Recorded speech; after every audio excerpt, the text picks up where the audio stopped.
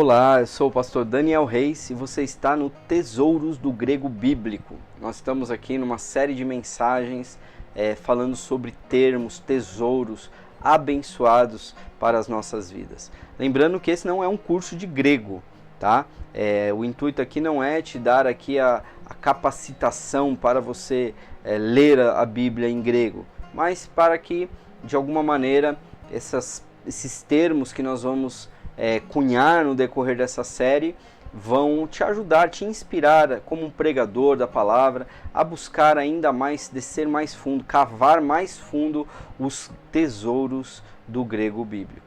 Então, nós estamos no nosso segundo termo, que já tivemos a nossa primeira aula, agora essa é a nossa segunda, que é o termo epignosis.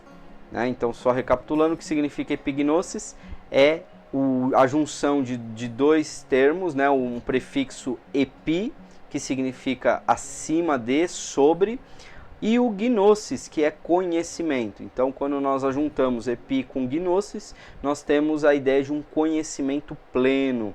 O epi dá a ideia de intensificação.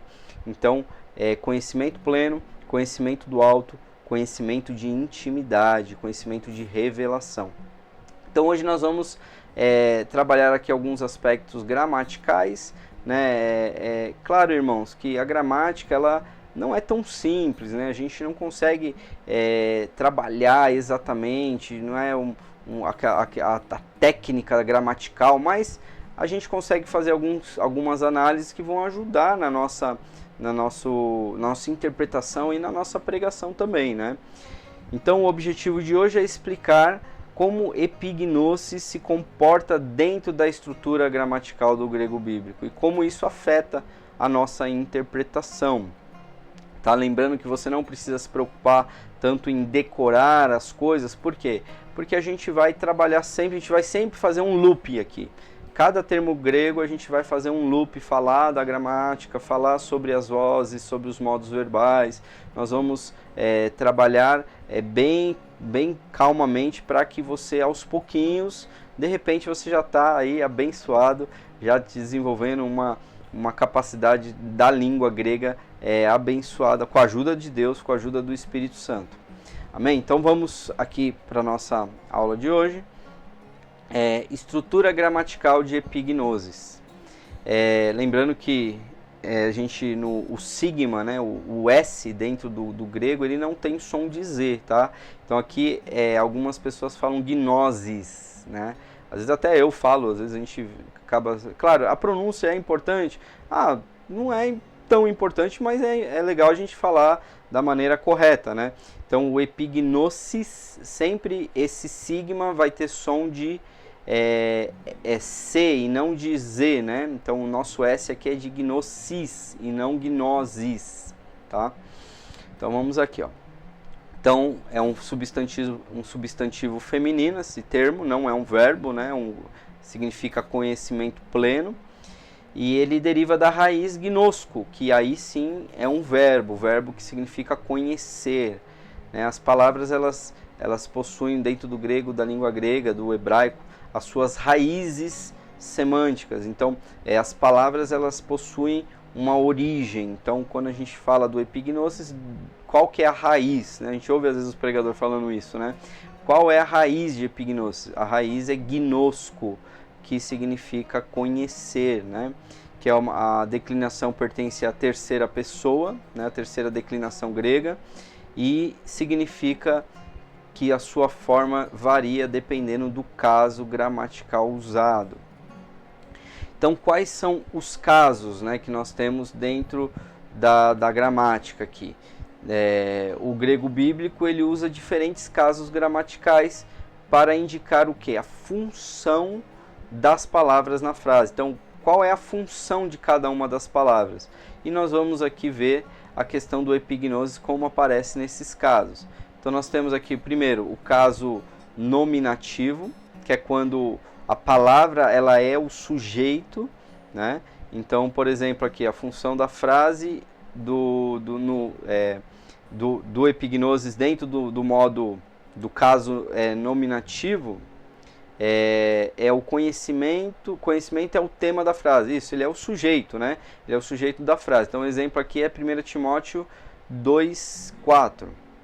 Identificar o sujeito, identificar os verbos é muito importante dentro de uma interpretação. Quando você vai fazer o seu esboço, quando você vai preparar a sua pregação, quando você começa a descer mais fundo, começa a pensar gramaticalmente, entendendo quem são os sujeitos, isso abre um leque de entendimento que você não tem ideia.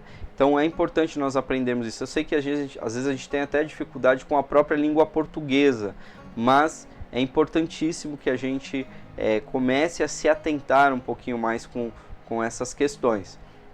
Então, nesse exemplo de 1 Timóteo 2,4, ele diz assim, que todos cheguem ao pleno conhecimento da verdade. Quem que é o sujeito aqui? Quem que é o tema dessa frase? É o conhecimento, né? O pleno conhecimento. Aqui é o epignosis, que está no caso nominativo, né? Ele é o sujeito da nossa frase. Aí depois nós temos aqui o genitivo. O que o genitivo indica? Ele indica posse, né? Então a declinação, quando a gente está, o epignosis aparece no modo genitivo, nós temos aqui o conhecimento que pertence a alguém ou a algo. Então no caso aqui a gente deu o exemplo de Colossenses 1:10, que diz: crescendo no conhecimento de Deus, o conhecimento de Deus. Então está no genitivo, porque ele conhece, é um conhecimento que pertence a alguém, é o sentido de posse da palavra aqui no caso do conhecimento. Depois, o dativo. O que o dativo significa? É o conhecimento como um meio para algo, né? Então ele tem um destinatário, ele tem um meio, é um meio para algo. Exemplo, Efésios 1:17, que Deus vos dê o espírito de sabedoria e de revelação no pleno conhecimento. Aqui, o pleno conhecimento, o epignosis aqui, ele é um meio pelo qual a sabedoria e a revelação vem, é liberado por Deus, né? Então que Deus vos dê. Então Deus ele nos dá por meio do conhecimento do alto, por meio do epignosis. E aí nós temos aqui o caso no acusativo, né? Quando ele é o objeto direto da frase. Então o conhecimento é um alvo, ele é a ação. Então aqui no caso de Colossenses 3:10 ele diz assim: se revestiram do novo homem que se renova para o conhecimento, se renova para o conhecimento segundo a imagem de Deus. Então aqui o conhecimento ele é o objeto, se revestir do novo homem para o conhecimento segundo a imagem de Deus. Eu dei uma organizada agora melhor nas ideias de como eu iria expor essas coisas, essas questões, que é difícil, até para mim é difícil, irmãos. Eu não estou aqui com arrogância, falando que querendo ser aqui o professor de grego, pelo contrário, eu também estou aprendendo. Então, o objetivo dessa série de mensagens, pastor, mas você já escreveu o livro. Irmão, todos nós podemos pesquisar, registrar, fazer uma obra, criar uma obra, né? Essas coisas não nascem na nossa cabeça, nós precisamos pesquisar, nós precisamos buscar o conhecimento, né? Então, essas mensagens aqui, esses vídeos, eles são para isso, né? Para nós aprendermos juntos, tá bom? Então não espere de mim assim, olha, o pastor Daniel, professor de grego. Não, eu sou aqui um aluno também, que estou aqui, seria interessante você me considerar aqui como o colega de ensino aqui do nosso grupo de estudo, vamos chamar assim. Então a reflexão do termo altera a sua função, a flexão do termo altera a sua função. Então o que é a flexão? É quando ele tem essas declinações. Então quando um termo ele se flexiona, ele altera a função, que foi o caso desse que nós falamos aqui, dos casos, né? Então quando o mesmo termo, epignosis, né, que nem aqui, o epignosis, ele aparece, esse termo é sempre no nominativo, que a gente acha nos dicionários, tá? Então o epignosis aqui no nominativo, ele traz a ideia de o conhecimento como tema, mas quando ele aparece, por exemplo, aqui no genitivo, ele já é uma outra expressão, é o epignoseos, epignoseos, que já muda, já está falando do pleno conhecimento aqui, não como o tema da frase, não como sujeito, mas como o genitivo, uma questão de posse. Então alguém possui esse conhecimento, e assim sucessivamente. Mas aos pouquinhos a gente vai aprendendo a falar aqui as declinações e tal, e isso vai nos ajudar bastante. Próximo, agora vamos falar aqui um pouquinho dos modos, né? O modo verbal e as vozes verbais. Eu gosto bastante dessa questão das vozes verbais, porque no português nós não temos muito isso, né? Essa coisa a gente tem o ativo e passivo, a gente não tem a voz média. E a voz média é muito interessante, porque ela fala sobre você praticar uma ação para benefício próprio. Então isso muda tudo, faz muita diferença na hora da interpretação do texto bíblico. Mas vamos lá, vamos com calma aqui que vai dar tudo certo. Modo verbal e voz verbal. Embora o epignosis seja um substantivo, ele está ligado ao verbo gnosco, que significa conhecer, que aparece em diversos modos verbais e vozes, demonstrando diferentes formas de adquirir conhecimento, esse conhecimento do gnosco, né? Então aqui no indicativo, o conhecimento como um fato, né? Lembra da aula passada? Então a gente vai estar sempre batendo nas mesmas teclas para fixar legal. Então, o indicativo, ele é um conhecimento como um fato, algo concreto. Então aqui em 1 Coríntios 13, 12 ele diz: agora conheço gnosco, mas em parte, né? Agora conheço em parte, mas então conhecerei plenamente, epignosis, olha como muda, né? Então aqui agora conheço é o gnosco, é o verbo, mas aí quando ele fala conhecerei plenamente, aí já aparece o epignosomenai, epignosomai, como também sou plenamente conhecido dele, que também aqui é epignosten, que também vem da questão do epignosis, né? Então aqui, qual que é a explicação técnica disso daqui, do indicativo, do modo indicativo? É que o gnosco, ele aparece como um presente ativo indicativo, é uma ação contínua no presente. Então o gnosco, ele é uma ação contínua no presente. E a declinação aqui, epignosomai, futuro médio indicativo, uma ação futura na qual o sujeito participa ativamente. Então aqui é uma função médio indicativo, né? Olha aqui, é meio complicadinho, mas não se preocupa que vai dar tudo certo. E aqui quando aparece no auristo também, então dentro do modo indicativo ele pode aparecer nesses tempos verbais, né? Então presente é um tempo verbal, futuro é um tempo verbal e o auristo também é um tempo verbal. Então lembra que aqui no português a gente tem o tempo, ele fala somente se é passado, presente ou futuro.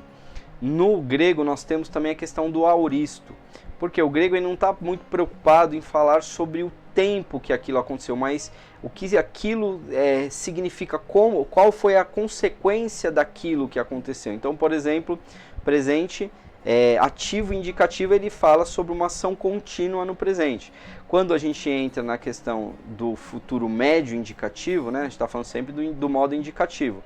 O futuro médio, ele já fala de uma ação futura e está no médio, na voz média, que vai trazer uma participação do sujeito. Ele está no ativo, mas ele participa ativamente numa ação futura, mas ele também tem a ideia do médio para o benefício próprio.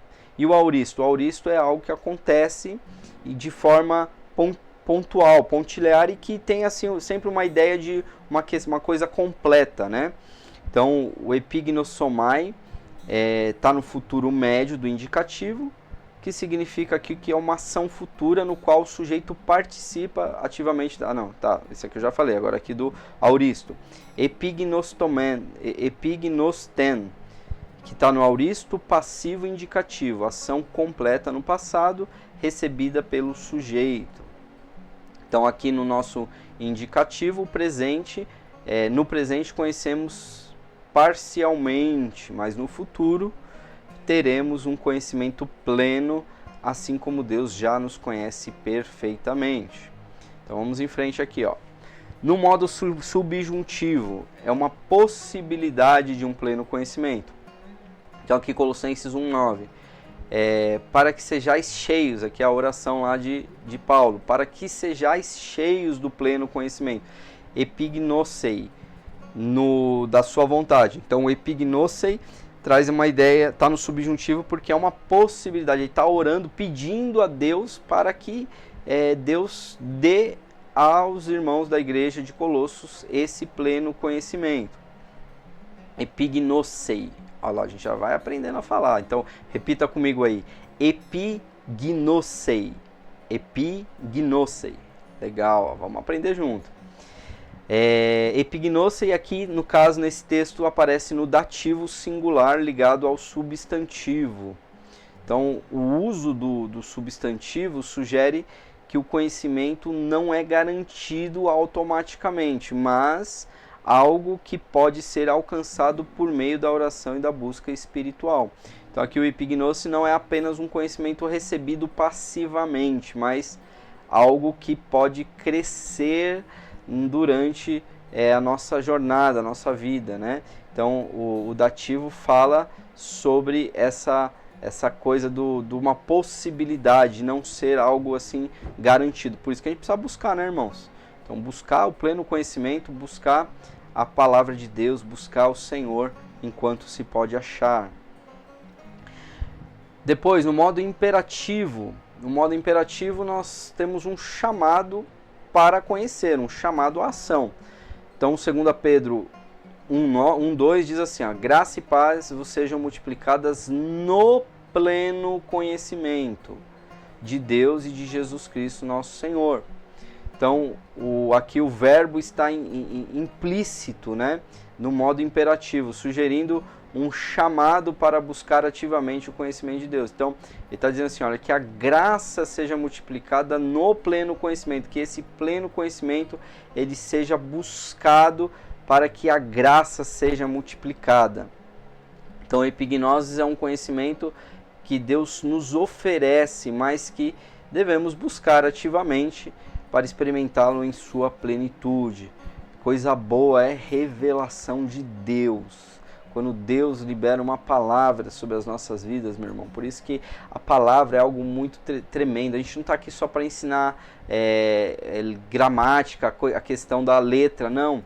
A gente está aqui para compartilhar também as nossas percepções sobre as questões espirituais. Então, o epignosis é um conhecimento pleno, vindo de Deus para as nossas vidas. Coisa boa é ser crente, irmão. Coisa boa é buscar o Senhor. Então aqui, conclusão da nossa aula de hoje. Epignosis é um substantivo flexionado de acordo com os casos gramaticais influenciando a sua função na frase. Então, os casos indicam, o caso indica a função. O verbo associado aqui que nós vimos é o gnosco, que pode aparecer de diferentes modos e vozes, alterando a maneira como o conhecimento é adquirido e experimentado. O indicativo mostra como o conhecimento pleno será realidade no futuro, enquanto o subjuntivo indica que esse conhecimento pode ser alcançado e o imperativo sugere um chamado para buscá-lo ativamente. Então devemos crescer na graça e no conhecimento do nosso Senhor e Salvador Jesus Cristo. Amém, meu irmão? Glória a Deus. Espero que você esteja gostando dessa série de mensagens. São vídeos curtos, você vê que eu tento aqui ser o mais objetivo possível e nós dividirmos essa jornada em 4 aulas. Então nós vamos falar 4 vezes sobre epignosis em 4 vídeos, esse é o segundo. Então no próximo nós vamos trabalhar a questão da aplicação teológica, né? Como que o epignosis ele se conecta com a teologia, né, bíblica, com a nossa fé. Como que a gente vai ver isso mais teologicamente. Então, eu dividi mais ou menos assim as nossas aulas. Então, a primeira aula vai falar sobre a questão mais introdutória, falando sobre a questão semântica, do significado lexical.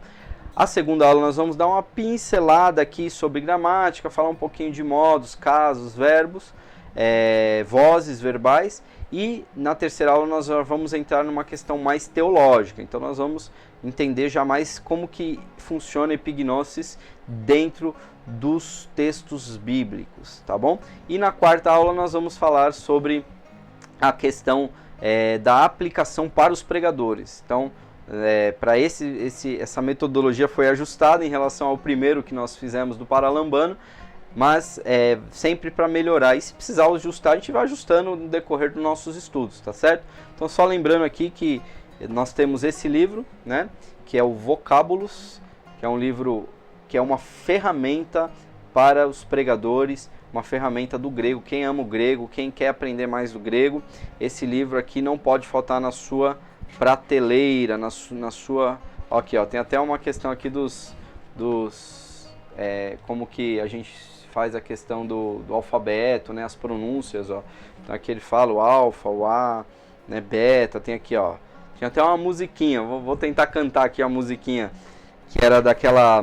É uma música infantil, que era assim: alfa, beta, gama, delta, epsilon, zeta, eta, teta, iota, kappa, lambda, mu, nu, xi, omicron, pi, rho, sigma, tau, upsilon, pi, xi, psi, ômega.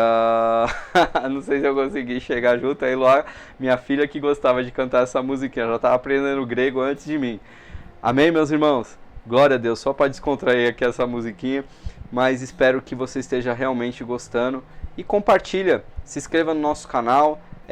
Esses vídeos aqui é para a gente começar a ficar mais ativo aqui nas redes sociais, no YouTube. E eu espero que alcance mais pessoas. Quando você dá um like, quando você compartilha, o YouTube entende que esse vídeo é relevante e que ele pode...